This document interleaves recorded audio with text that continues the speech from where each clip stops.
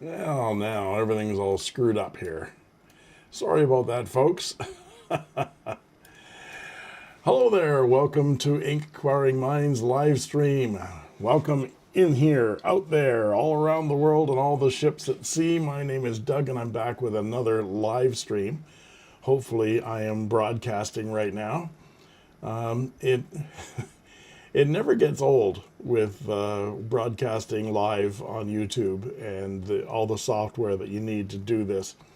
It changes every time, so it's like voodoo every single time I do this. Maybe if I did a live stream more often than once a month, I might get used to this. But just when I went to go live, I got an error from YouTube saying that my resolution was too high and the stream was not going to work, and so I had to dump everybody off the chat. Really sorry about doing that, folks. We were all saying our good mornings and having our coffees and our good evenings, whatever.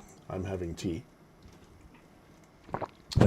But I think I'm coming through. Let me know in the chat if you can see me and if you can hear me. And if so, then we will continue. Otherwise, we'll give it another try.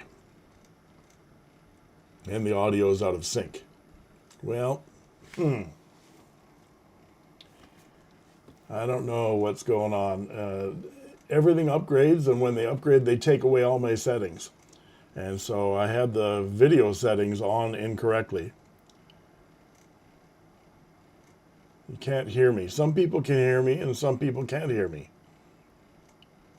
Okay, my co-pilot, Copperplate, thank you for being here, Gabrielle, and says I can see and hear you, but I might be out of sync. If I'm out of sync, you might want to close the window and start it again. Sometimes that resyncs things up, but I'm not going to do that. I'm looking like I'm out of sync on my camera right now, so I'm going to try to not watch my lips because it's out of sync.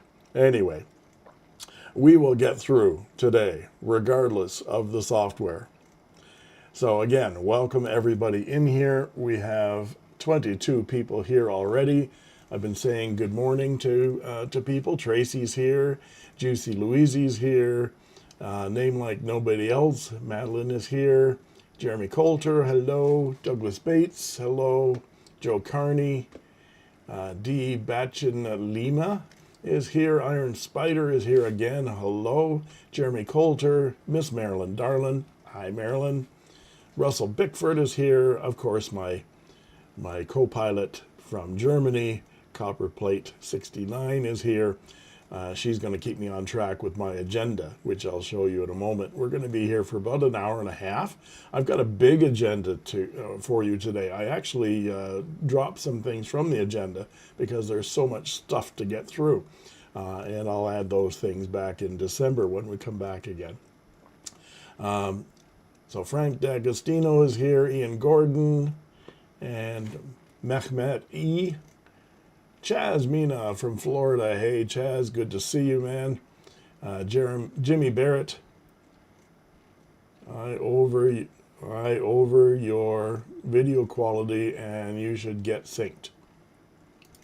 Okay, I don't know what that means. Maybe you can restate that. What should I do?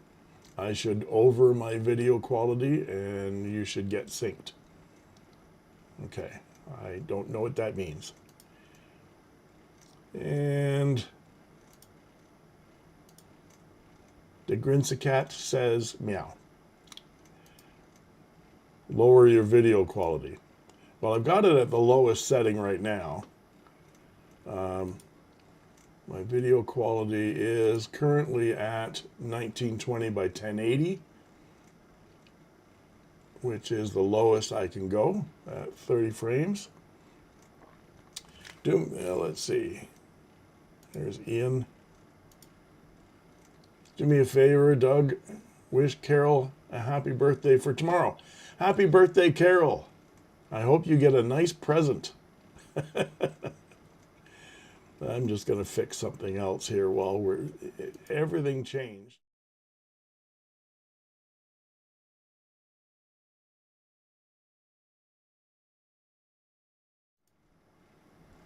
That worked a little bit better. Yeah, all of my settings are all screwed up for something. Yeah, I only went away for a second. Okay, so we have got a large agenda to get through today. Let me put the agenda up for you. Today is November 1st, and you notice that I'm wearing Blue Jays blue and a Blue Jays hat. The Blue Jays are going to win the World Series tonight. For those of you that care, the last time they won the World Series was 1993, and I remember I was in a pub celebrating that win, and I wasn't even home. I was in Edmonton the last time, and that was like 32 years ago. But anyway, watch the game if you're interested. Go Jays, go. And on with the agenda for November 2025. So we're going to look at what's new and what's old, as we always do. I'm going to talk about, I'm not actually going to not talk about the Pelican Hub, but I'm going to show you a short video that I created when I shot it on October 24th, I think it was, on the Friday. I hope you all got to your Pelican Hubs and had a good time. And then we're going to look at Doug's mailbag. And I've got 3 questions from people today that we're going to discuss. And then, of course, Gabrielle is going to keep me on track at about, about an hour from now. And we're going to give away 5 memberships to Inkquiring Minds for a month. And I hope that goes well, because it depends on the month and how YouTube is feeling, whether they let me do it or not. Apparently, the couple of months where it wouldn't let me do the membership giveaway was just YouTube turning it off without telling anybody. And then they went, whoops, sorry. So you never know what's going to happen. And mark your calendars for the next live stream in the middle of the lucrative gift-giving season, December 6th. That's a Saturday at 10 a.m. Pacific time. And we'll see you then and discuss all things Christmas and holidays, no doubt. So, yeah, I'm not back in sync yet, but that's okay. We're going to have to just live with it today until I get all my settings done properly. So, I've got something very interesting for you today, because when we're talking about what's new, the first thing that's new actually came last night. And I'm going to do, it took me a lot of willpower, folks, to hold on to this box. It arrived yesterday, and it's sitting on my desk, and I have not opened it. And I didn't open it because I thought, wouldn't it be cool to do an unboxing live on camera with you guys on Saturday morning? So I had a bit of a sleepless night trying to, like Christmas, trying to get to sleep, wondering what's in the box right here. Actually, I know what's in the box. And I will just show you. I won't tell you anything more than that. Let's get a gulp of tea. And we will go to my camera. And for those of you that care about tech stuff, I've got a new camera for my desk. It's not, actually, I haven't got a new camera. I just switched. I'm not using my iPhone anymore for the overhead camera because it just kept turning off. So I'm using my Insta360 movable camera that I usually use for my face and when I'm doing my reviews. And I'm using it up here, and it should focus in all directions. And you can see I've got a box from DHL.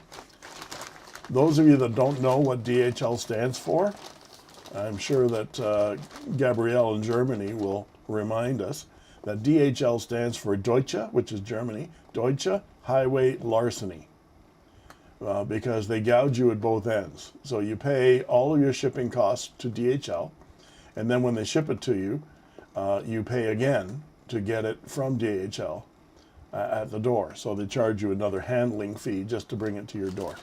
And I think that's wonderful of DHL to do that. So this box came from Joost Applebaum on Applebaum web store. Joost sent me this box. As soon as this pen became available, he shipped one out to me. And I didn't even ask for it to go through Stephen Brown first. So I'll throw that over my shoulder. And we'll use Oscar's knife here. Cut the tape. Thank you, Oscar, for the Kershaw. Is Oscar here? I haven't seen him yet. And here we go. We have a card from Applebaum, as usual. I bet we're going to get some stroopwafels in here, too. Thank you from Applebaum. Warme Groot. Team Applebaum. What do you want to bet that's not his signature? I don't know. I'll have to ask him. And here we have some stuff. Throw that over my shoulder. There we go. Oh, there we go. And we have some stroopwafels. Yay. I save these and send them out to customers. And we have a box inside the box. I'll throw the big green box over my shoulder. And here we have, it's wrapped in tissue. So they didn't even wrap it with the Christmas wrapping yet. They just put tissue on it. Oh yes, there it is. Look at that. Spoke too soon. A little seal from Applebaum.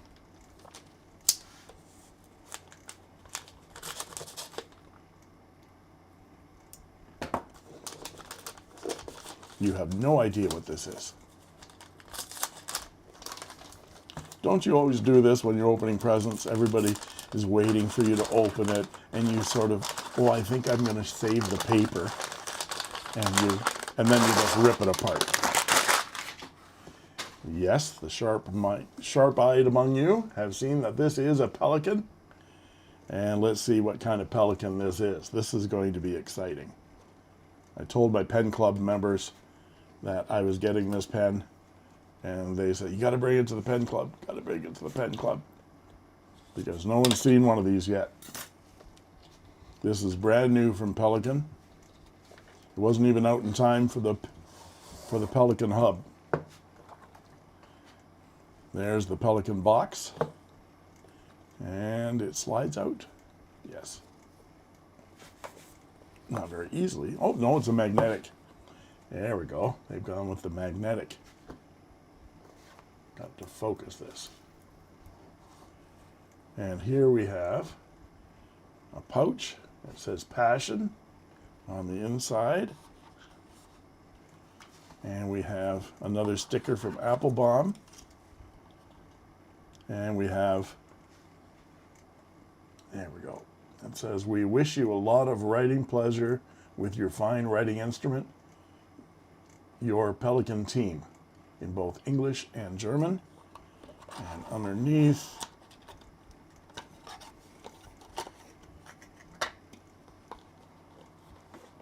I got to be careful with all this packaging because I've got to save it. And there's a booklet from Pelican. And it'll have your warranty in many languages in here as well. Put that back. And the reason I'm careful with this is because this pen does not belong to me. It is on loan for review from Yost. Thank you, Yost. And I can sell it. He's allowing me to sell this to any of you for a discount. And here's the pen. It is the new Pelican M805 metal. It says metal sleeve, 18 karat gold, M805. And it's a piston filler with a metal, which they won't tell us what this is. Everybody's speculating on what this metal is. But the inner barrel is translucent, so you can see your ink levels through it. And let's unscrew it. And there's the 18 karat gold nib. Can we get a focus on that? There we go.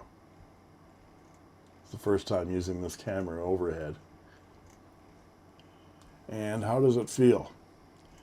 Well, it's heavier than my M800. I can feel that right away. And yes, you do feel that barrel. I was wondering how smooth that might be. It's not uncomfortable. It's a beautiful, beautiful pen. And it posts as well. I'm not going to post it because this needs to stay brand new because someone is going to buy it, no doubt. And I won't tell you what the price is because that will dissuade you from buying it. It's not inexpensive, folks. New model from Pelikan. And I'm going to put it back in its sleeve and save it for a full review. And once I've done my review, you will be able to see how much you can get this for as a discount from my friend Joost at Applebaum. Again, thank you, Joost, for sending this to me. I can't wait to ink this up. What do you think I should ink it up with, guys? Should it be black? My feeling is it should be black.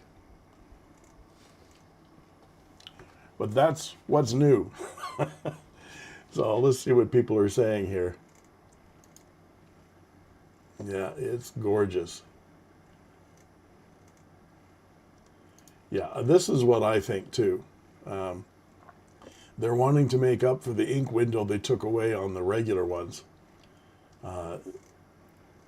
So they've made a transparent ink window through the whole barrel. I'm glad that I've got one of the originals that has the translucent barrel on it. There's Archivist. Hello there, good to see you. It's okay, I guess, if you like that kind of thing. $1 million.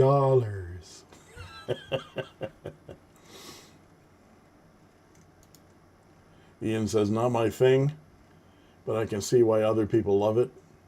And if we all like the same thing, life would be boring. How isn't that? How? Yeah, that's absolutely true. How do you buy blind? Just send it out and charge me. Yeah, well, okay. There's a good suggestion. Thank you, Marilyn. Pelikan Edelstein Onyx. I do not have any of that. I might have to make a trip to Reids. Gabrielle says, I think of dark red ink for the Pelikan. Dark red. Like a Merlot kind of a red? I have Merlot.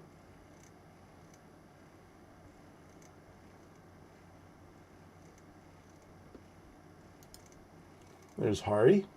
Hi, Hari. Good to see you. That brand new pen from Pelikan looks really unique. Yeah, a Hondian D1 is pretty too. And pretty much a lot less expensive than the Pelikan. So I'm just going to, while you chat amongst yourselves, keep the discussion going. I'm just going to put this pen away so we can get to what's next. And what's next new? What's new next? I have to go to my computer for this because these pens have not arrived.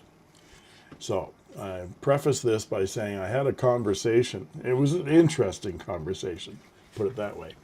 I got an email back in July. I get a lot of emails from companies saying, oh, we love your YouTube channel. Would you partner with us? Would you do a commercial for us? All this kind of stuff. And most of it is spam. Most of it is bullshit. And so I generally delete 3 or 4 of these a day. And I got an email from someone at supposedly Yardled in England. And I've known about Yardled. They make solid silver pens and pencils and fountain pens, and have been around for like 100 years or something like that. So I looked at this email. Sure, you're from Yardled, right? We would like to do a partnership with you. We love your YouTube channel. Would you like to do a review of one of our pens? But the email address wasn't something in the East. It was an email address from Yardaled, and it was from a Molly English. And I cottoned on to the fact that the name was English. And I know that Giles English, 2 years ago now, and his brother, I think it's Alec, took over or partnered with Yardaled. They sold their watch company and partnered with Yardaled, and now Giles is the CEO, former watchmaker. And I saw him on Yost's show a year ago. It was just a couple of months before I did 5 guest spots with Yost. And so I had seen Giles talk about his company. So I said, well, the name English sounds familiar, so I'm going to write back. So I wrote back to Molly and I said, yes, I would be, that would be really exciting to see something from Yardaled. And I got no answer. That was back in July. And so about a month and a half goes by, and I think, yeah, that's spam. I didn't delete the conversation though, so I decided, well, I'll go one more try. Maybe people are busy, you know, stuff slips through. And so I wrote back and I said, are you still interested? Are you still out there, or are you spam? And I got an email back from Molly almost immediately saying, oh, I'm so sorry. I didn't get your response. I looked in my spam folder and I was spam. So I ended up in the spam bucket with my response. And so she never saw my response to her. And she said, yes, when can we hop on a call and get together? And I said, well, I'm good all this week. I'm retired. I do nothing. And so up to you. And so I wrote that response to her, and 2.5 weeks went by and nothing. So I said, yeah, I'm being scammed. So just before I deleted the conversation, this was last week, something like that, 2 weeks ago, I sent a note and I said, you know, one last try. If you don't answer me, I know that this is bullshit. And she wrote back with, oh, I'm so sorry. I didn't get your response. So I don't know what's going on. Why England is blocking all of my emails. They must hate me. I don't know what. But we agreed to meet the next day. We met on a video call, and I had a lovely conversation with Molly. Molly is, in fact, related to Giles English. She is his daughter, and she's in charge of marketing. And so people are talking to me here while I'm talking. You have a comment on your chin. Oh, right. Let me clear that. Thank you. Sorry about that. I have a comment on my chin. There. Now it's gone. So anyway, I had a lovely conversation with Molly. She's a lovely young lady, and she offered me a pen to review. I told her that I saw Doodlebud's Yardaled, and I was really pissed off that he gets a Yardaled solid silver pen, and I got nothing. So where's mine, right? I've been around since before Doodlebud. I'm just kidding, of course. You know, he's a good colleague, good Canadian colleague, does lovely stuff. So she is going to send me a pen, and let's talk about that pen. Let's go over to my desk here, and I'm going to show you. It hasn't come yet, so I'm going to my computer. Here we go. And here is the pen. Let's move it into focus. There we go. This is the Yardaled Pocket. Doodlebud did a review of the large, the Grande, what's it called, Viceroy, solid silver fountain pen. And they said, which one would you want? And I said, well, I like the Viceroy. It doesn't have to be a Grande, it could be a standard. But what I really like is this Victoria, it's called Victorian. It's not engraving, it's chasing. They do not remove any of this material. It's hammered into the solid silver, sterling silver material. in these lovely, what they call Victorian pattern. So I said, I'd love that, to have a Viceroy. And they said, well, we're trying to really push this new model, which is the pocket pen. And it has these, what looks like gold, but it's brass. It has these brass elements, so it's really highlighted. This is a smallish pen. And there are the hallmarks all the way up and down. Yard of lead. The anchor means Birmingham, because these are handmade in Birmingham. And every pen gets about 6,000 hammers on it. And they don't have them in stock. They make them for you. And it takes about 3 weeks to make one of these. To be sure, they're not inexpensive. Look at this. Not inexpensive with all that handwork. So this one is one of the least expensive of the yard lead pens. And this one comes in at 695 pounds, which, let's see if I can convert that.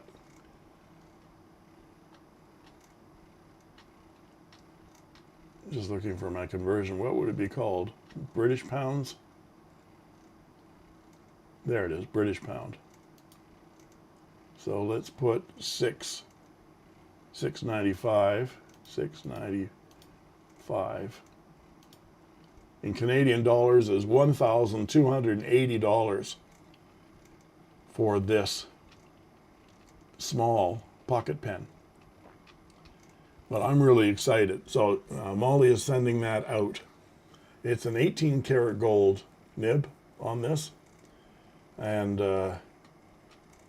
they can engrave your initials on it. And she wrote me back the next day after our video meeting and said, do you want your initials on it? We'd love to put your initials on it. And I said, don't put my initials on it. Put my wife's name on it. W-I-N-N, Win. So she's going to get this pen because it is smaller, and I like larger pens.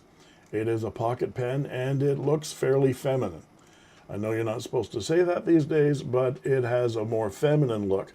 Here are the 3 options you have with this pen. There's the Victorian chasing. There's something called honeycomb on this one. And then there's this one, which is called barley. And you have a choice of enameled inlays on the end finial. And she's chosen white for hers. So I'm really excited about this pen.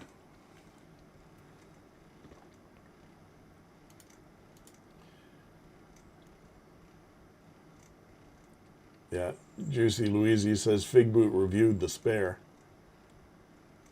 Still cheaper than most high-end pens, Jeremy Coulter says. And Gabrielle says Wynn will love this pen. Yeah, I know she will. So I'm really stoked about that. Okay, now on to next. I get carried away with how wonderful this is. I'm really, really privileged to be able to do this. So next, I had a conversation a couple of months ago with Ferris Wheel Press in Toronto. They make a few models of fountain pen, and they reached out to me. I'd done a couple of reviews that they had sent me pens a couple of years ago, and I did some reviews of the Carousel and of what was, I can't remember the other one, was a metal pen. Was it the brush? Yes. The brush, and has a brass nut on it. They have 2 new models and wanted to know if I would review one of them. And this is what they're going to send me. But again, there's another really interesting story about this. This is the Marquis or Marquis model. It has sort of a square end on this end and tapers down at the other end. I've tried one of these because a pen club member of mine, a friend, has one. He got one on the Kickstarter. And so I've tried it. It's a very interesting pen. This is the Superman collection. It comes with a bottle of ink. and the pen, and they're sending me this. It's called a view from above. And so what they, in my conversation with the marketing manager there, he said, I mentioned to him that 2 pen club members of mine, my colleagues, had this pen already because they did the Kickstarter. And they said, oh, we'd like to involve them too. Could you do a collaborative kind of review? And I thought, well, that's a good idea. So I reached out to my good friends and colleagues of the Calgary Pen Club, Mike, who has one of these, and Claudia. They both have one, and gave their email addresses to FISA in Toronto, and he reached out to them, and he's sending them new models for them to try out as well. And once I get my pen in, we're going to have a Zoom meeting together, and we're just going to discuss all things Ferris wheel press. So I'm going to do a Zoom call with my friends Claudia and Mike, and we're going to talk about their inks, we're going to talk about their pen models, and what we feel about Ferris wheel press. And I'm going to record that Zoom meeting and post it as a video, a special video, in addition to a full review that I'll do of this model. Now, FISA in Toronto is going to send me another one as well. He said, I want you to take a look at this pen too. This is the Joule, Joule, and they're sending me this pen in addition to my Marquis or Marquis. And this is another very interesting looking pen. So look forward to those reviews coming up. The Marquis and the Joule, and my collaborative discussion about Ferris wheel press with Mike and Claudia.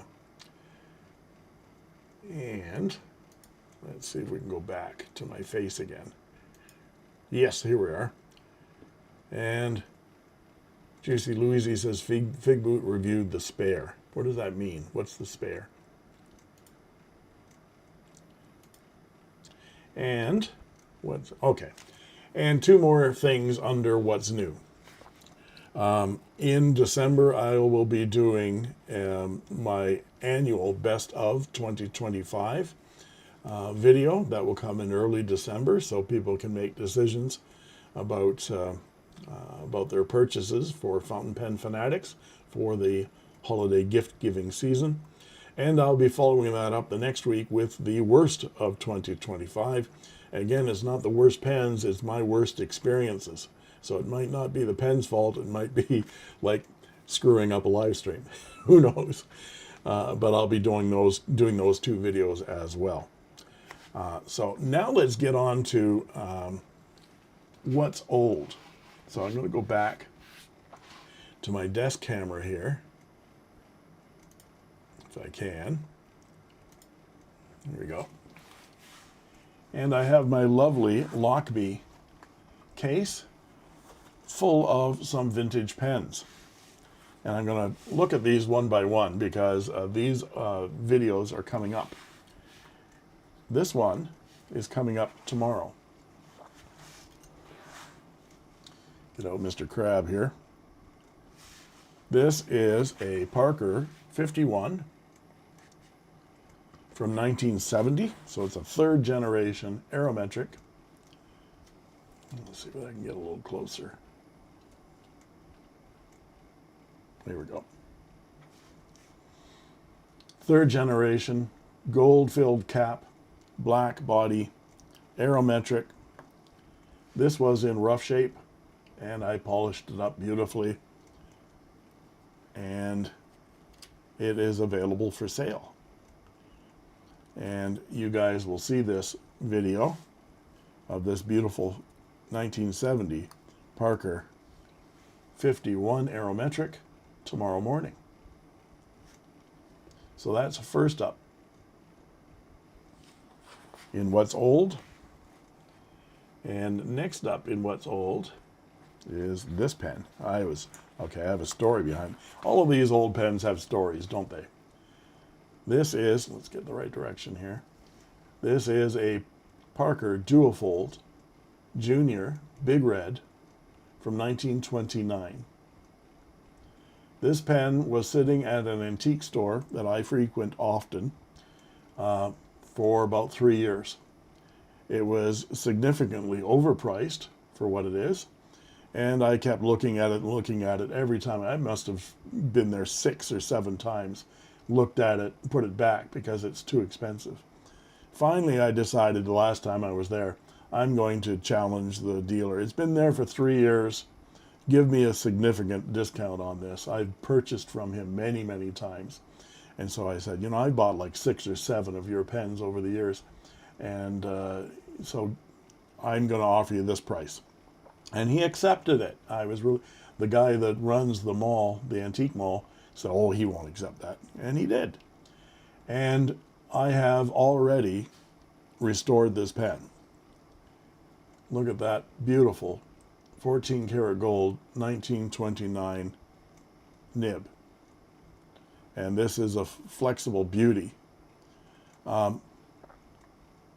It does not have a sack in it yet. I've sent away for a new sack, the right size. It has to be a necked sack on this one.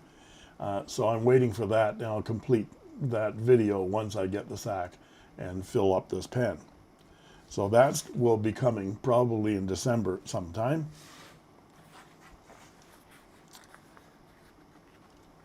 And this is what I've been working on the last couple of days when I'm not watching baseball. This, right direction here. Here we go. This is a 1945 Waterman Citation Taperite.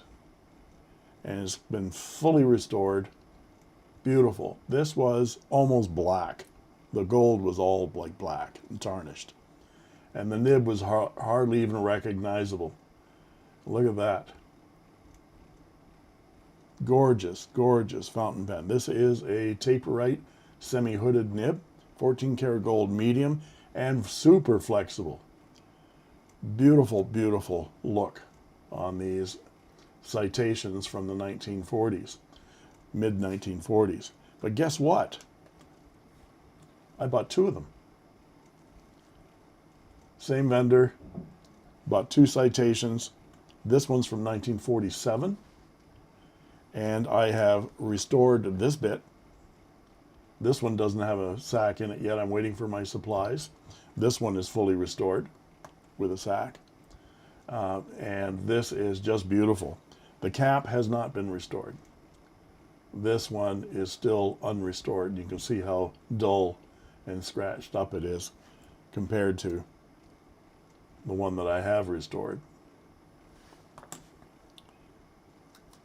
So 2 beautiful Waterman's citations from the mid-40s. And you'll see that video in a few weeks, in sometime in mid-December. And at the same shop, I found this. This is a 1920s. I'm guessing 1925. This is a Waterman 52.5 V.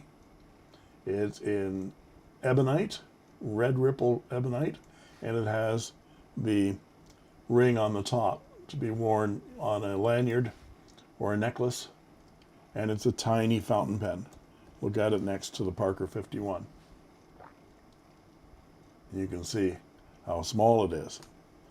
And it's a lever filler, of course, and it has a tiny 14 karat gold, very, very flexible 1920s nib on it. And so this is waiting for a sack as well because it's a very special size. So I'm looking forward to restoring that coming up. And this isn't last. I've got quite a few more, but for now, for today, this is another Parker Vacuumatic. This is a mid-40s Parker Vacuumatic, junior size, and has got quite a few chew marks on it. So I'm going to look forward to restoring this pen to its former glory, and it's translucent as well. Beautiful translucent barrel. And this is without cleaning, so it's in actually pretty good shape. There's no diaphragm in this one. It's completely dead. And there's the unrestored 14 karat gold Parker Vacuumatic nib. So that's what's old in videos that you'll see on Pen Resurrection Sundays coming up in the next few weeks and through November and into December. So let's go back to our list. Yeah, Miss Marilyn Darling says that's a number 2 nib. Yeah, I think you're right. A ring top.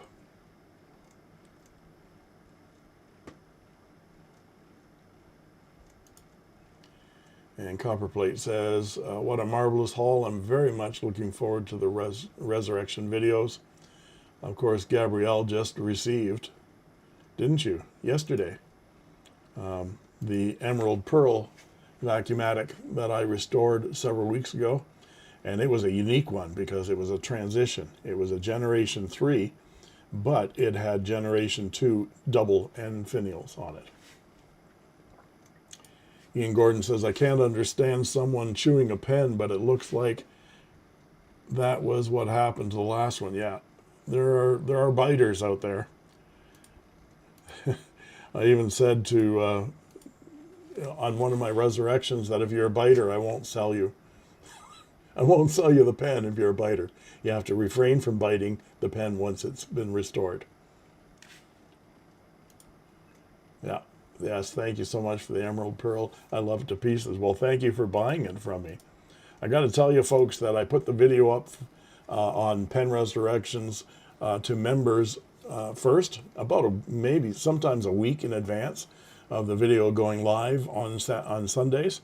And so members see them for about a week. But when I put that Emerald Pearl up, I think I put the video up and then I went and checked my email and stuff. And then I got a ding. And it was Gabrielle sending me an email saying, I want that pen. I want that pen. It was like 15 minutes. I think that was the fastest sale I ever had. And Ms. Marilyn says, well, some were so busy they would put their pen in their mouth and do tasks and immediately take it out to write with them and put it back in their mouth. Yeah. And that's true. And some people are just worrywarts and just chew on things. You know, instead of smoking, maybe. I got to tell you a story about a fountain pen that was given to, well, it was given to my wife.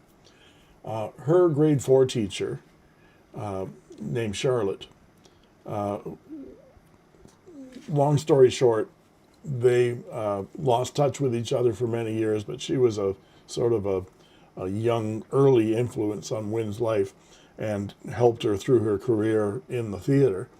And then they lost touch with each other for a number of years when we moved out here to Alberta. And finally, her family got in touch with Wynn when Charlotte was turning 100, her grade 4 teacher. And we went out and visited with her several times. And actually, we visited her almost every year.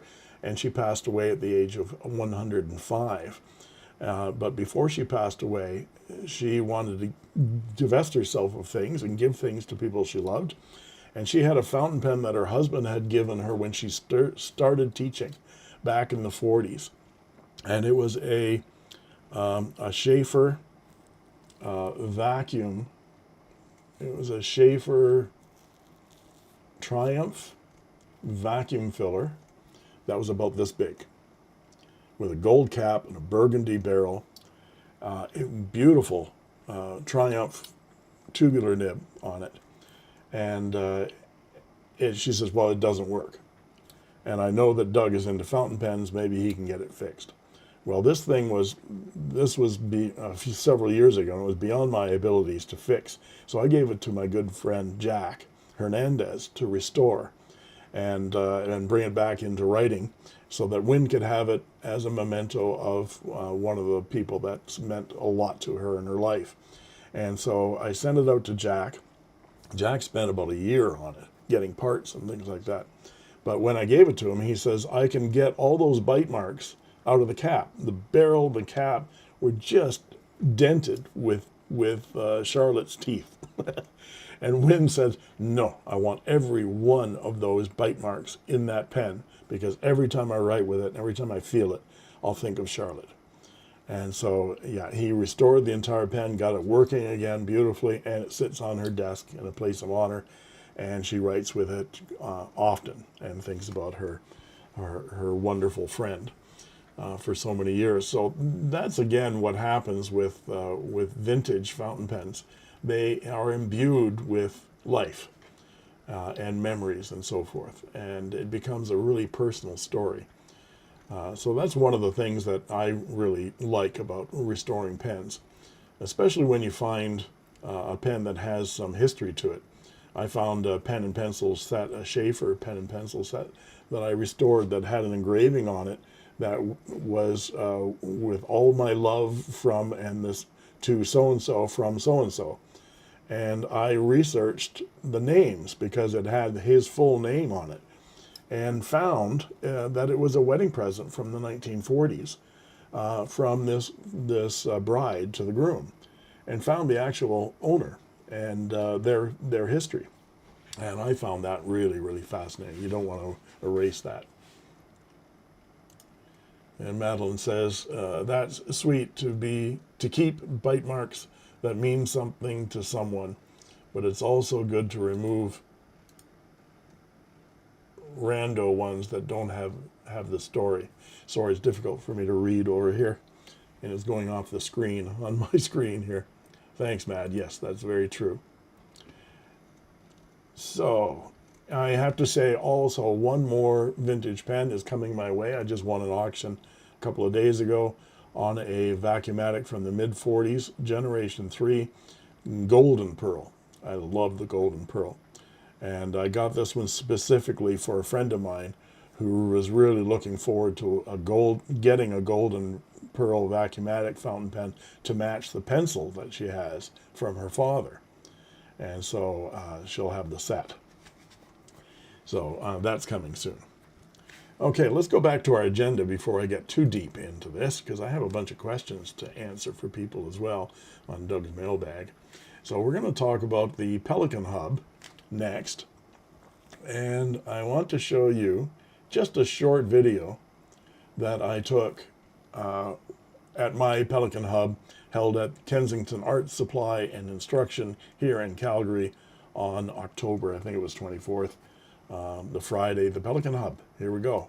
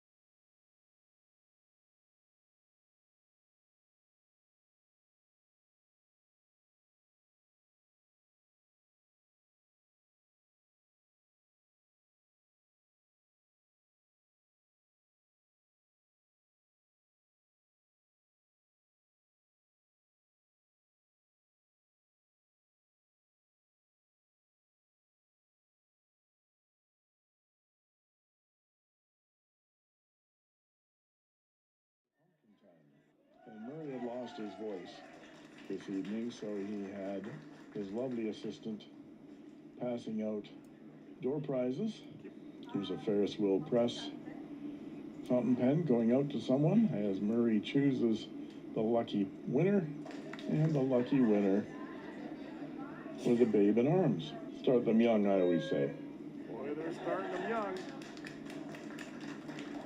And here's a faux leather pen case being given out. And here's a book on ink.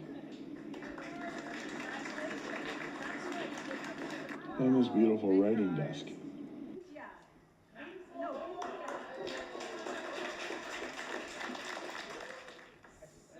and a good time was had by all. Okay, someone's saying that there was no audio on that. Sorry about that. Did you hear audio towards the end? Did anybody hear audio on that video? So nothing's working for me today on the first one. Okay. So yes, that's too bad. It showed that it was broadcasting audio from this end. I don't know why. Oh, because of the mix. Okay. You don't want to see that all again, do you, with my audio? Because I can actually get the audio working now. Audio came at the end. I'll just do this. Pelican Hub for 2025 was very well attended. There were over 50 people here, I think. And so I wandered around the room and saw all the activities that were happening. This was held at Calgary's Kensington Art Supply. Thank you, Kensington, for hosting us this year. There's a few of our Calgary Pen Club members and our previous banners.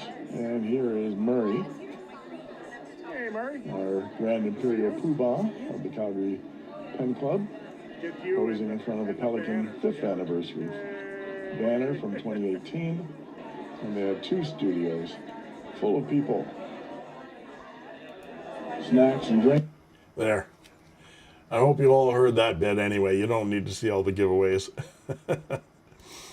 Okay, so sorry about the technical difficulties today, but that was my Pelican Hub. It was well attended, more people than ever before, held at Kensington Art Supply, which was terrific. And everybody got some ink and some writing paper and had a good time. So don't forget to sign up for yours next year if you missed this year. Okay, so now we need to get to Doug's mailbag. Because today I have 3 questions from people, and I'm going to try to find them and get them on my screen here. Here we go. And let's go over to my computer and see if I can get this full on screen here without running off the screen. Okay, is Tracy here? I think Tracy is here. Stand up and say hello, Tracy. I'm trying to get this on the screen so we can read it. There we go. Yeah, there she is. Hey, Tracy. Thanks for coming and thanks for the question. Her question is, which pens are your smoothest? Coming up on your next first of the month meeting live, I would like to request you discuss what are your smoothest writers, vintage modern pens in each of those categories. I know it'll be tough because you have so many pens and you have friends with friends with pen benefits. I have nothing like the pens and volume that you have, but my E95S has always been my best writer, followed by my Franklin Christoph BB model 31 eyedroppered after I had to troubleshoot. For some reason, it did not like the converter. I appreciate your knowledge and giving us your training and thoughts on these matters, and I love the I don't give a rat's ass what others think attitude. You teach, and that is what I need because I have only been in this hobby 3 years. I've learned a lot, like how to smooth my nibs and work on the tines and open them up when I want to make it a wet writer. Thanks for your time, Doug. Thank you, Tracy, for that wonderful question. And I do have an answer for you.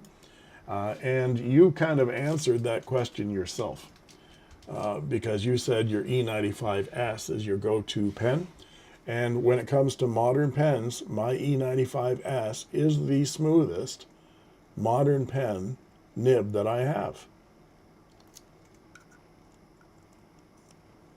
This gold, 14 karat gold nib in medium is the smoothest glass-like nib that I have. It's 12 o'clock. And I have this pen on my desk all the time and always inked up since I've had that. I think this is 4 years old now. Got it for Christmas from Win about 4 years ago. And I have never had it out of ink. And it's always got Compeki in it. It always writes. So I haven't written with this probably in a couple of weeks right now. And I just wrote just like that. And it writes. So astounding. And it's very, very smooth. It's almost too smooth. If you really want some feedback on your nibs so that it sort of doesn't slide off your page, these really, really smooth Pilot nibs may not be for you. But if you like that glassy feel, like it's skating on ice, then this pen is fantastic. It's absolutely the smoothest. The smoothest vintage pen I have is the one vintage pen that I really keep, which is my 1945 Parker Vacuumatic in Azure Blue Pearl. The nib is unbelievably glassy smooth because I custom ground it myself. And I custom ground it because while I was repairing this nib, live on camera, not live, but recording on camera, the tip of the tine snapped off while I was recording. And I did an expletive deleted and then went ahead and used my nail clippers and clipped off the end and ground it into one of the smoothest stub nibs I've ever experienced. And I use this pen all the time. And what's great about it is I did it myself. I did it my own self. Yeah, so this stacked celluloid vintage 45 Parker Vacuumatic is my smoothest pen. And thank you for the question. Let's go back to the second question. Thank you, Tracy, for that. And the second question comes from John. And let's see if I can get this bigger so I can read it. Here we go. Is John here? John M. A discussion I'd like to hear. How many of your pens are Chinese pens? I don't know if your perspective is the same as mine, but it seems to me that in just a few years, the beauty and quality of construction, even the nibs of Chinese pens, have improved dramatically and continue to do so. When I started in this hobby, I lusted after premium pens, no more. I look at my Wingsung 630 and I ask myself how much it would have cost if I had bought it from a European or American pen company, and whether it is not equal to or even superior to comparable European or American offerings. I'm making the comparison to Schaefer, Monteverdi, Conklin, or Parker, and a mass distribution pen company, not to a boutique brand. I understand that as to the latter category of pens, some, not I, will pay extra in order to indulge in the fantasy that Geppetto made it in his little shop next to the boulangerie. So in light of the tremendous improvement in Chinese pens, I wonder not whether, but how many American and European pen companies are just slapping their names on pens actually made in China. Well, thank you for that question, John. I wonder if John's here. Has anybody seen him? But anyway, I'll answer, and you can watch this later.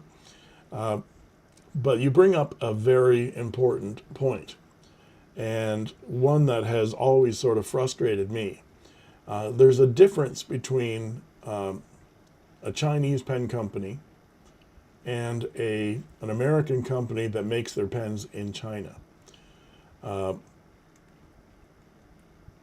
Miss Marilyn just says, well, Pelican was bought by an Asian culture company, so. Yeah, was it Pelican? I think Pelican was bought by a French company, and Lamy was bought by Uniball, so the Asian company. But I digress. The American pen company that makes their pens in China. Now, that's the majority of it. So when you're not talking about boutique, so I'm not talking about Edison pens, I'm talking about Conklin, I'm talking about Monteverdi. Those two companies specifically make 99% of their pens. Was it Parker? No, Parker's were moved to France. But Cross, companies like that, have been making their pens in China for decades. And the Chinese companies that are making those pens are Hero, Jinhao. So the one pen that really bugs me is the Conklin All-American, because it's all Chinese. The Conklin All-American is a Jinhao. I have a Jinhao. So they make them, Jinhao, and they just made their own model, and they sell it for $5 or $10 or whatever. And Conklin sells the same pen with the Conklin branding on it for hundreds of dollars. Same thing with Monteverdi.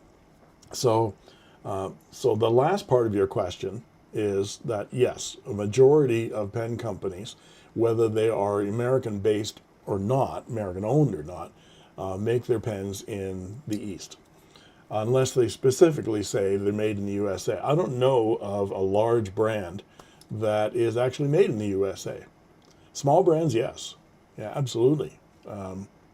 So, boutique brands, and they're making some fantastic pens. But even Brian Gray of Edison Pens makes his pens with German nibs, so they aren't totally 100% American made.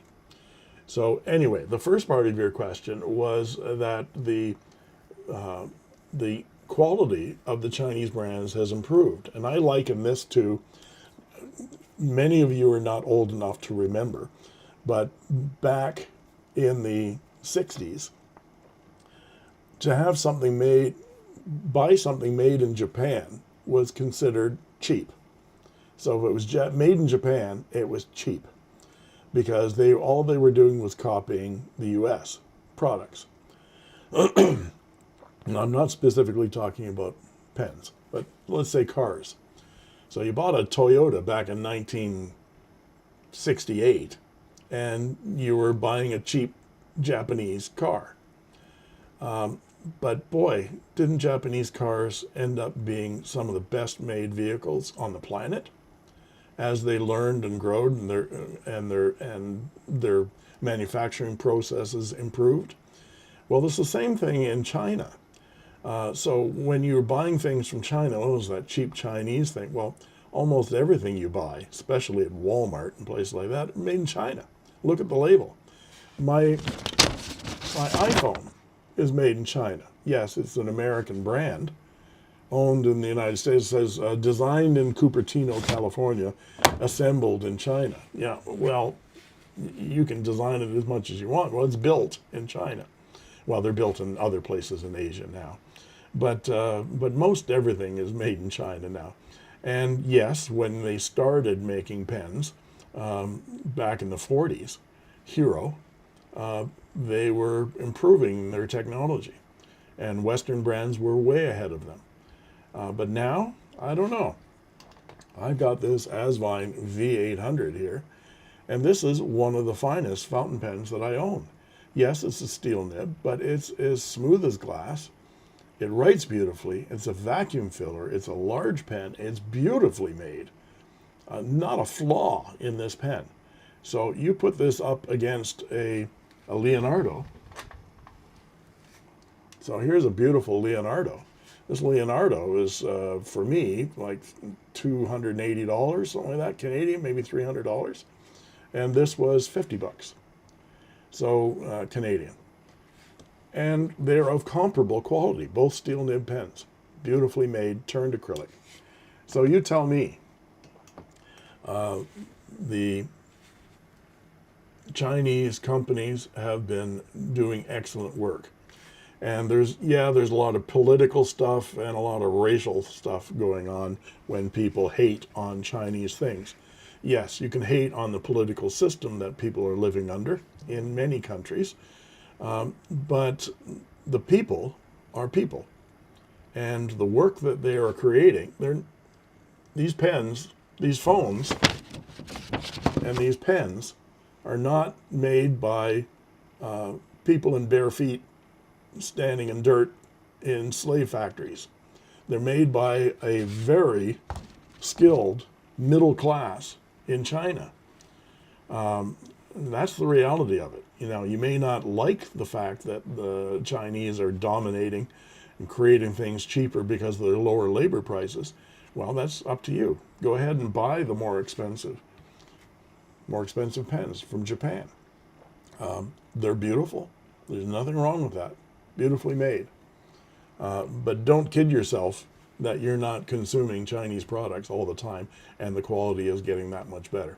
So yeah, you can have that philosophical argument all you like about what your druthers are. And so I'm not going to buy a Chinese made pen based on principle, but you better look around your house and get rid of everything that you got that was made in China and replace it with an American or a North American equivalent if you can. It's very difficult to do. So that's I should have turned on rant mode here because I started to rant. But your question, John, was well asked. Oh, a really good question. It brings up a lot of discussion. So I'm thankful for your question. Now let's get to the next question because I'm running out of time here. We're getting close to giving out some memberships.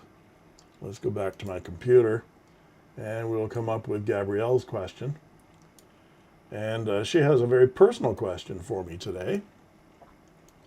Thank you, Gabrielle. She says, all these years I've been looking at your two-finger rings, but I've never really thought about them in detail. What do they actually symbolize for you? Did you design them yourself, perhaps together with Win? Thank you so much and cheers, Gabrielle. Well, thank you, Copperplate 69, for your wonderful question. She sent me a follow-up email saying, I hope that's not too personal. But no, it's not too personal. I can talk about my rings because I love my rings. Let me talk about this one first. This is my wedding ring. Get it in focus. And it is a 5-diamond channel set ring that I found myself when I asked Wynn to marry me. I had a ring for her, and then we went out shopping to a jewelry store to get wedding rings for both of us. And I saw this. I'd never seen anything like it before or since, and just loved it. I love diamonds, and I love the fact that it's channel set.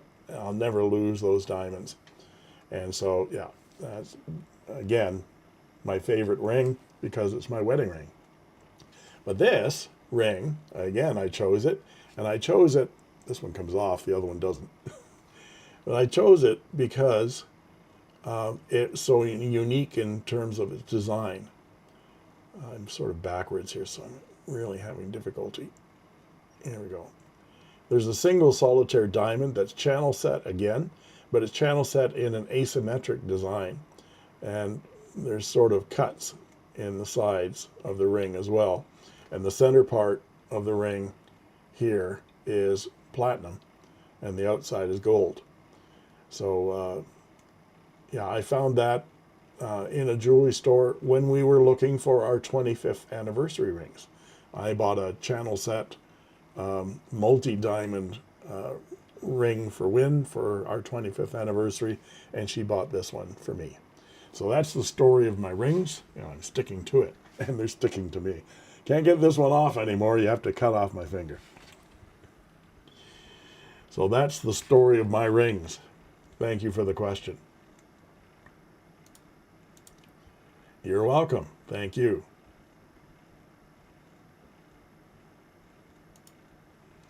And Mad says, the rings are part of the channel.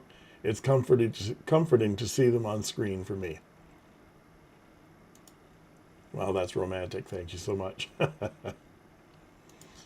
Marilyn says, I have a titanium rainbow ring. Cost me so much money when I got married. Now it just sits in a very nice box. Yes, and Harry's doing Gabrielle's job. Yes, it is time for memberships. Let's get off this topic of personal schmaltz and get on to doing some memberships. Let's hope that I can do this today. Make sure that YouTube hasn't turned this feature off. So let's look at, first of all, There we go. I got to go back to my live stream and see where we are. We have 56, 55 people here. And stay tuned, folks, because we're going to give away 5 memberships to Inkquiring Minds for 1 month. Let's see. Super membership gifting. There it is. Terms apply. And have a drum roll. Here come 5 free memberships. Who is it going to be, Harry asks. Drum roll, please. Amanda Creates Chaos. Congratulations, Ian Schneff. Pedro Mura.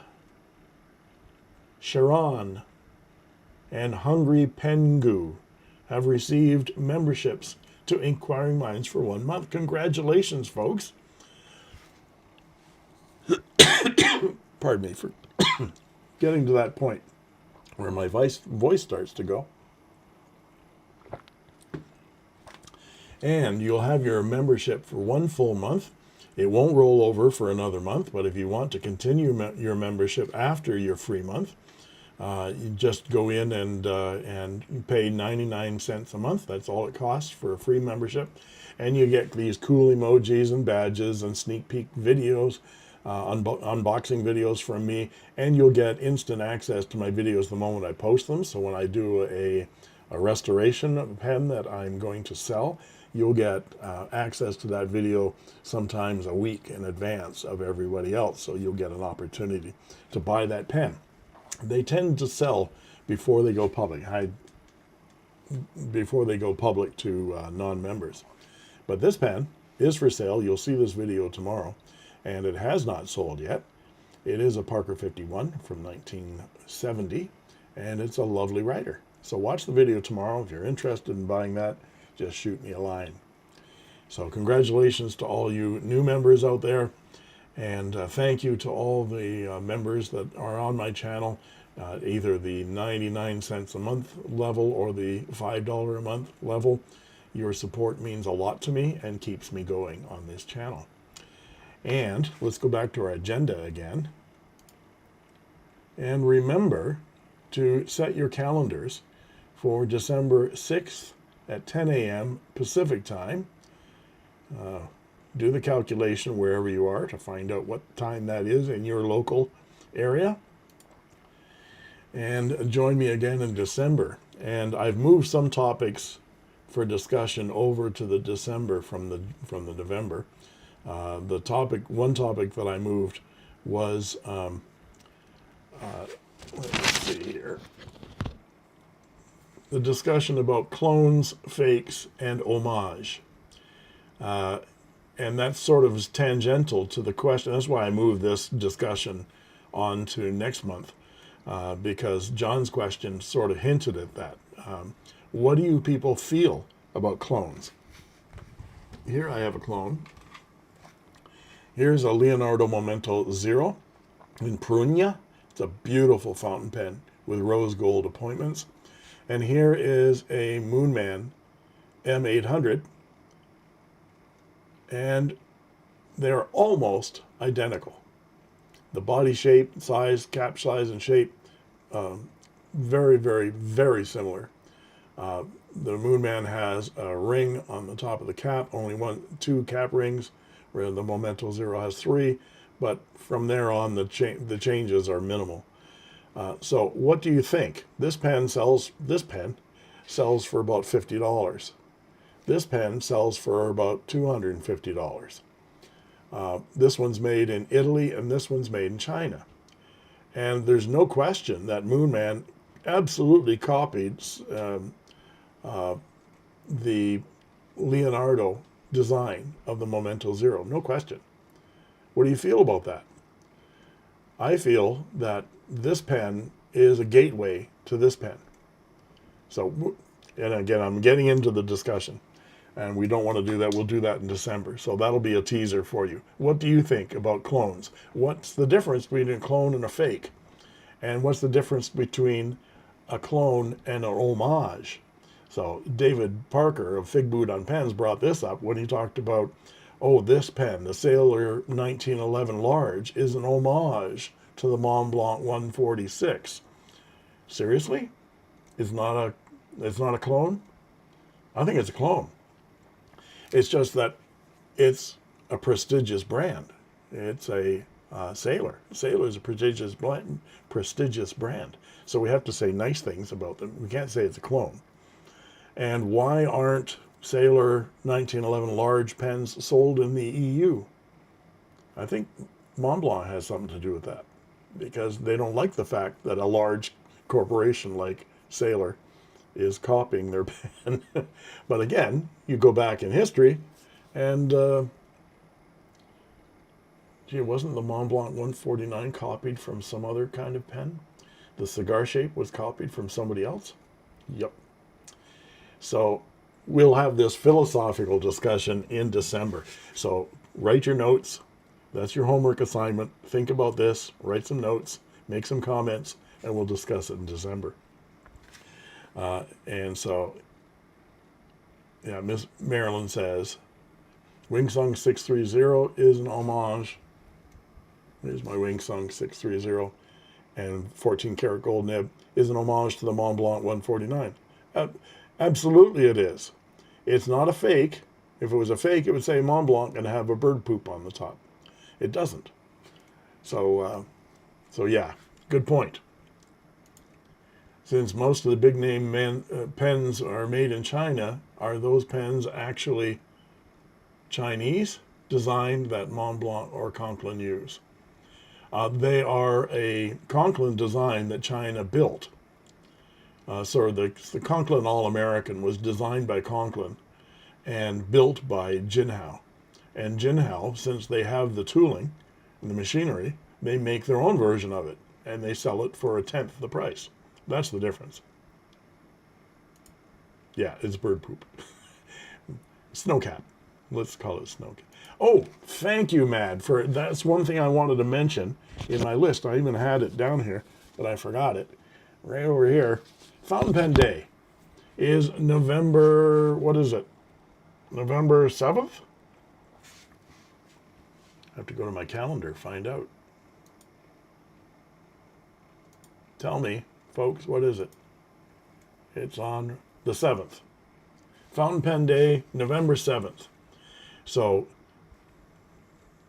whatever you pick up on the Fountain Pen Day, make a note of it and let us know in December when we get together what you got for Fountain Pen Day. I know what I'm getting. I'm getting a yard of lead that I'm giving to win. So thank you for that, Mad, for reminding us. And thank you all for attending today. Again, sorry for all the technical difficulties. I'm going to try to sort this out. My OBS upgraded and wiped out all my settings when it upgraded. So I'll have to fix all that for December. And we'll see you all in December. Until then, it's goodbye from him, and it's goodbye from him. So good night, good morning, good afternoon to all of you. Thanks for being here. Bye-bye. And I'm offline.